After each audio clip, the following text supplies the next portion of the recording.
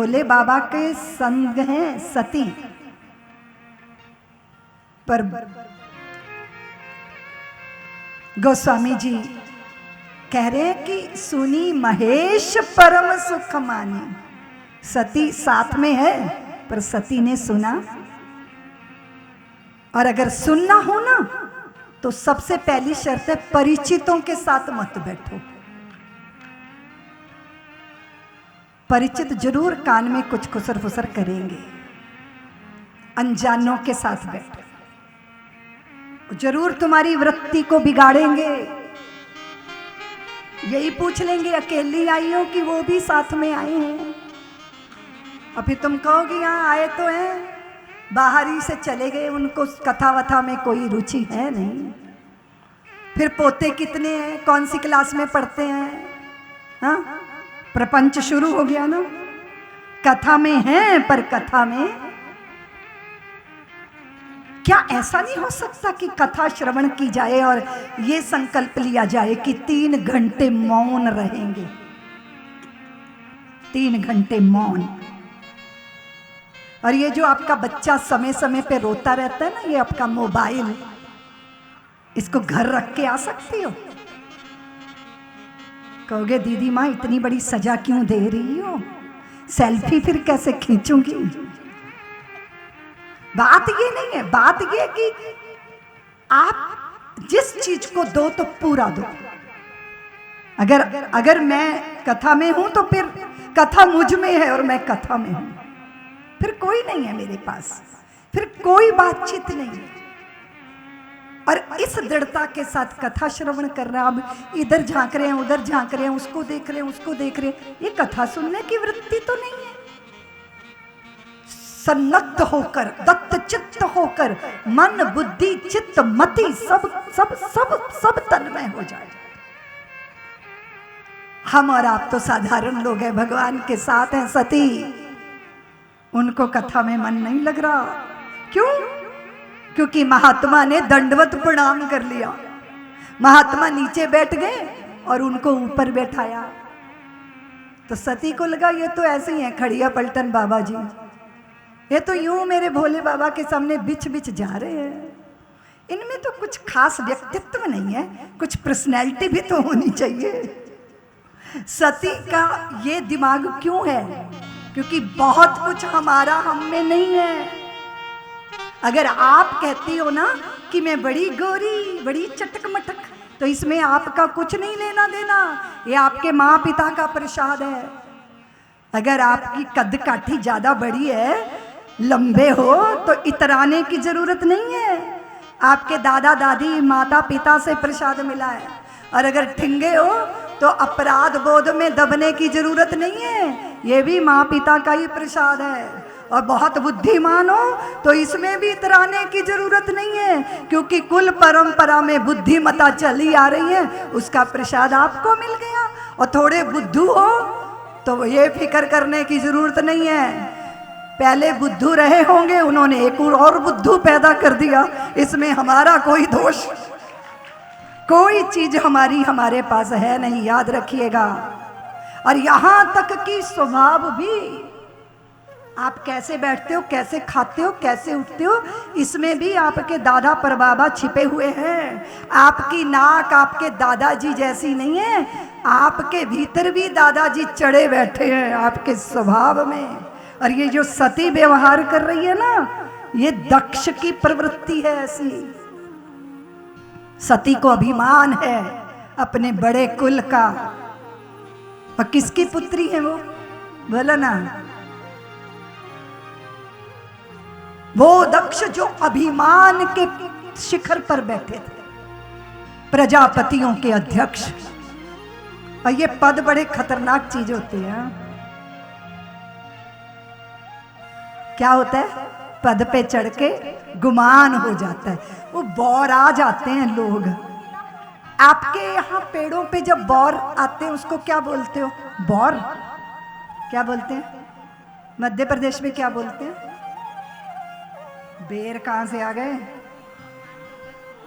आम के पेड़ पे आम आएंगे, उसके पहले क्या आता है? बौर आता है, और बौर की खुशबू दूर दूर तक फैल जाती है ना। पेड़ बौराते हैं तो फल देते हैं, मनुष्य भी बौरा जाता है। बार बार बौराने पर भी तनिक न तुम बौराए, और हम थोड़ा सा ही पा करके बार बार बौराए। तुम बौराए काम भी आए, सबके मन को भाए, हम बौरा के नष्ट हो गए किसी काम ना। लुटते और लुटाते रहते हो अनमोल खजाना, लूट रहे हम खूब जानते कौड़ी संग न जाना।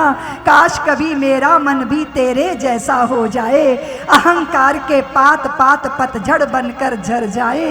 नव पल्लव स्निग्ध भाव नव कलियों सा, मेरा पौर पौर आमंत्रण भौरों को देता हो। सारे जन्मों के कर्मों का फल सुफल हो जाए, गर मेरा बौराना भी तेरे जैसा हो जाए।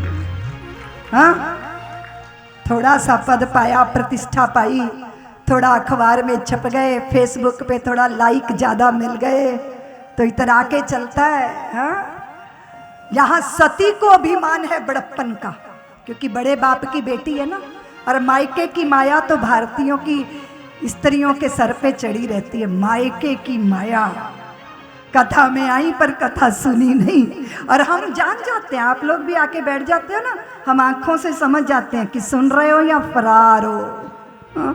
हाजिर होकर गैर हाजिर, यहां है शरीर पर यहां मन।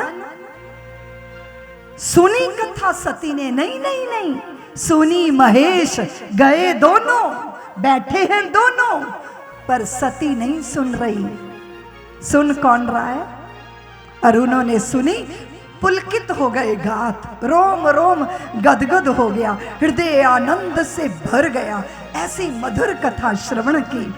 और भगवान भोले बाबा सोचते हैं कि सती ने कथा तो सुनी नहीं, तो जिनकी कथा है उनकी लीला का दर्शन ही करा देते हैं। और लीला बड़ी विचित्र चल रही थी।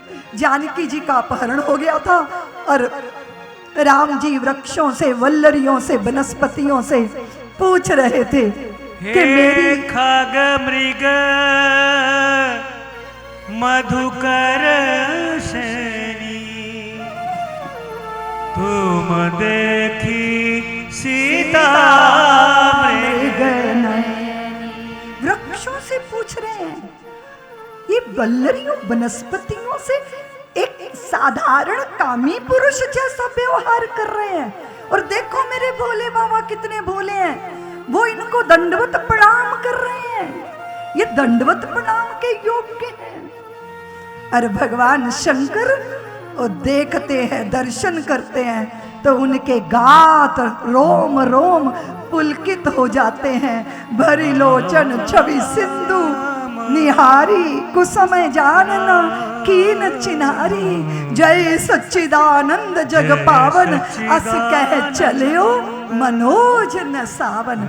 देखो जी, परिस्थिति, हालात, व्यक्ति एक ही होता है, पर देखने वालों की दृष्टि, कोई देखता है, कोई दर्शन करता है। सती कामी पुरुष देख रही हैं, और भोले बाबा सच्चिदानंद भगवान का दर्शन कर रहे हैं। और याद रखना नीमच वालों, नेता निजाम बदलते हैं, पर साधु मिजाज बदल देते हैं। वो देखने का तौर तरीका बदल देते हैं, वो देखने का नजरिया बदल देते हैं। और तुम जानते हो, नजर बदल गई तो नजारे बदल गए, किश्ती का रुख बदला तो किनारे बदल गए। कैसे देखा तुम?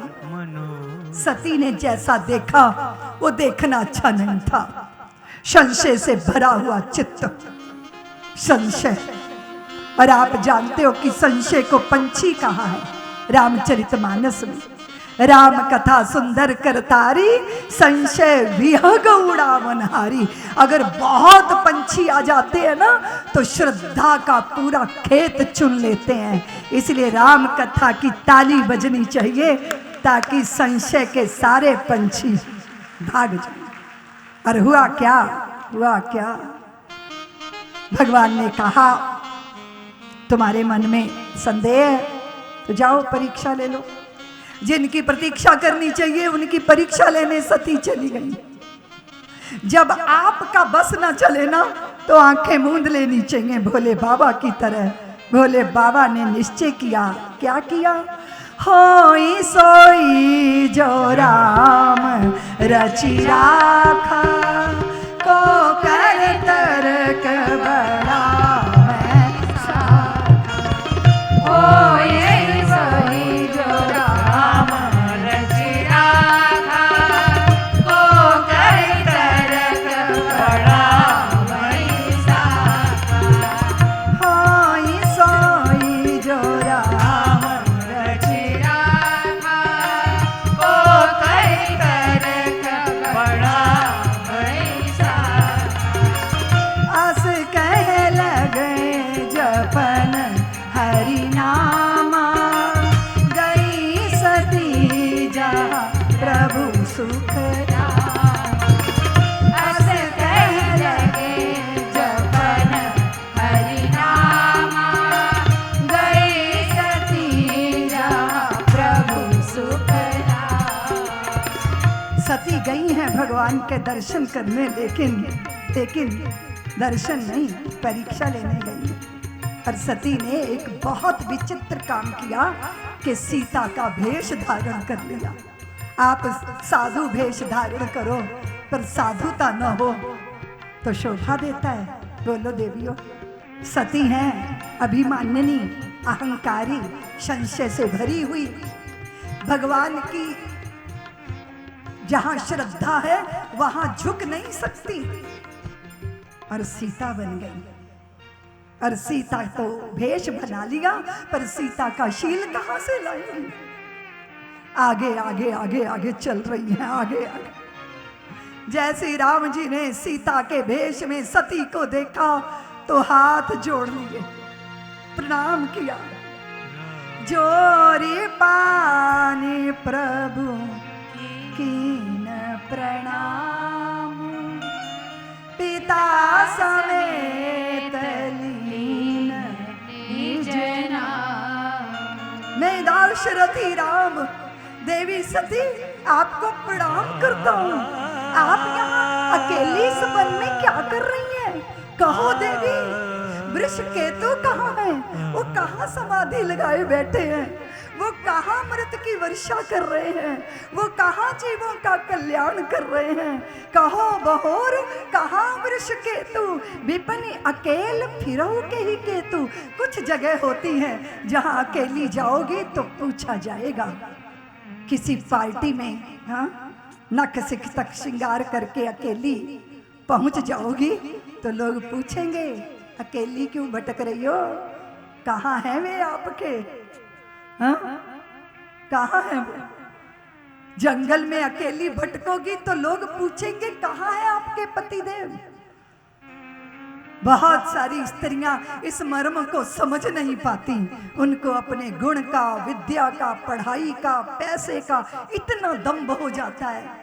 पर इस तरह स्वच्छंद विचरण करने वाली स्त्रियों को संदेह भरी दृष्टि से देखा और पूछा भी जाता है। भगवान ने कहा कि देवी सती, आप इस घोर जंगल में अकेली क्यों घूम रही हैं? भोले बाबा कहाँ है? और जैसे ही सती ने देखा कि मैं पहचान ली गई तो पसीना बहने लगा, गात शिथिल पड़ गया, हृदय धक धक करने लगा, रोम रोम विचलित हो गया। उनको लगा मैं यहाँ से भाग जाऊं, और सती जिधर भाग के जाती है उधर ही श्री राम जानकी लखन सहित दर्शन देते हैं। सारी दिशाओं में राम जानकी, राम जानकी, राम जानकी। व्याकुल होकर सती दौड़ी गई और भोले बाबा के पास पहुंची। भोले बाबा ने पूछा, सती देवी, तुमने परीक्षा ले ली? नहीं, मैंने कोई परीक्षा नहीं ली।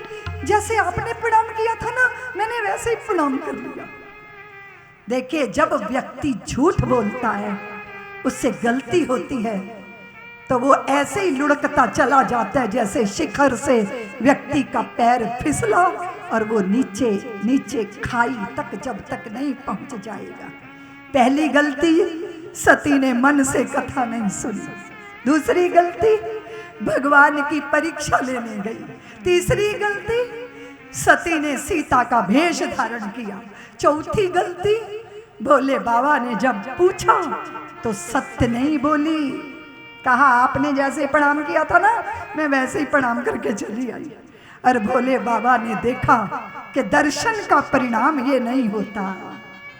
जब प्रभु के दर्शन हो जाए ना तो हृदय गदगद होता है, वाणी अवरुद्ध हो जाती है। पर पगलाई सी बिखरी सी सती, व्याकुल सी सती, बेचैन सती, आकुल व्याकुल सती, पसीना पसीना सती। ये दर्शन का प्रसाद ये नहीं है, ये तो सती के संशय का ये दुष्परिणाम है। और भगवान ने निर्णय कर लिया कि तुमने मेरे आराध्य श्री राम की धर्म पत्नी का भेष बनाया है, अब तो तू मेरी माता तो हो सकती है पर मेरी पत्नी। उन्होंने संकल्प किया पर वाणी से नहीं बोला। भोले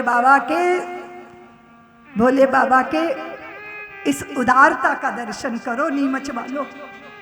मन में संकल्प किया कि मैंने सती का त्याग कर दिया, पर वाणी से नहीं बोले, क्योंकि वो सती को और दुखी नहीं करना चाहते थे। लेकिन पति पत्नी के संवाद ठहर जाएं तो फिर संबंध होता है क्या? बोलो ना। इसलिए नाराज हो जाओ तो बहुत दिन बोलना बंद मत करना, गड़बड़ हो जाएगा मामला। सब्सक्राइब करें साध्वी ऋतंभरा जी के YouTube चैनल को और हमारे वीडियोस को सबसे पहले देखने के लिए बेल आइकन को दबाना न भूलें।